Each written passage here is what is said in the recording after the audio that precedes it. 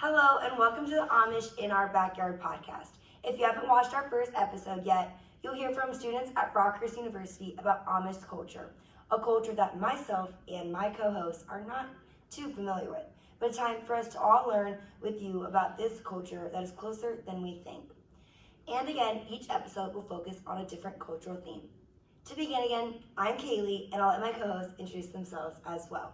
Hi, I'm Claire. Hey, I'm Grace. Yo, it's Joey. Alright. And now we can just jump right in with the topic of Amish and intercultural transitions for today. So whenever you think of intercultural transitions as it refers to the Amish, the first thing that I think of, and I think the most prevalent thing, is the topic of Rumspringa. For sure. So do you guys know what Rumspringa is? Did you have any idea? I did not know. Like, I knew the term of it, but I didn't know what it actually meant for their community and what, it entails for their young adolescents. I remember when we were all kind of doing research before this, when you were like saying the name, I was like, what? What? So I definitely did not know. I knew like they kind of had that transition of like out of their, when they're younger, whatever, when they're isn't age 16. Yeah. Yeah. But I didn't know the term or exactly. anything. So basically Rumspringa is this part of the Amish culture where at age 16 they get to kind of go off into the secular world or more of the modernized United States and kind of get to live as what we would consider normal kids get to. They can party, they can live on their own, they can have an outside job, they can go to school, they can do whatever they want. And then when they're 18, they have to make a decision whether or not they want to re-enter the Amish community or whether they want to stay in the secular world. And a cool fact is about 90% of people who go on a Rumspringa decide to fully become baptized members of the Amish faith after that. So Interesting. So they like leave in a sense, like get to explore the real world for a couple of years and then come back if they choose to. yeah, Obviously. of course. That's crazy. And then I found, whenever I was doing research on this, that Rumspringa actually translates to running around. And that's kind of what they're doing. They're like running around trying to find what best suits them and just like finding out like who they are as a person, if they want to go back into the Amish, if their life entails something else. It's just very interesting.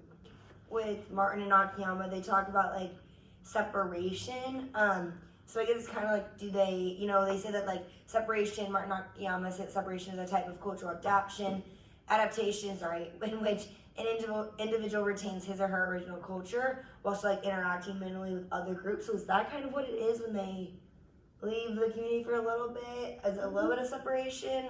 In a sense, like a type of separation. It's definitely a new area for them to go into, especially, and I'm sure like it takes them a second to find out what they're comfortable with. Yeah, like, for sure, yeah. What the new like group or culture. Maybe it's like even like how Martin Akiyama talked about integration, how that's like they're kind of having to adapt to individuals and like adapting to a new culture because they live in the Amish community for so long and then they're kind of getting to experience more of like in quotes real world. So they have to kind of like integrate and figure out kind of how they fit in. If that's something that they like, they stay or they kind of go back to their own culture that they've grown up with. Yeah. And also with like the 10% of people who decide to not go back to the community, like will have to go through and assimilate with a new whole entire new culture that they like something completely different that they've never really seen for their whole entire life either.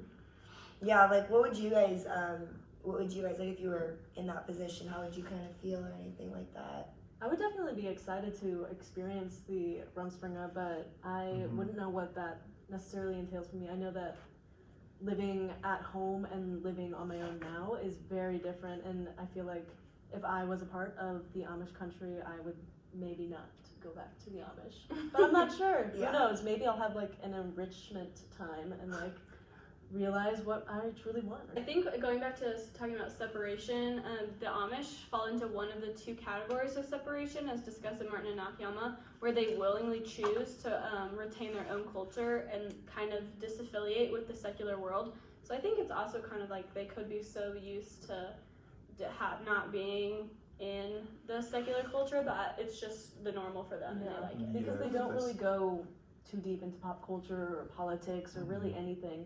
They're just separated from our culture immensely. And, it's just a different take on life and everything like that. Yeah, honestly, I don't know.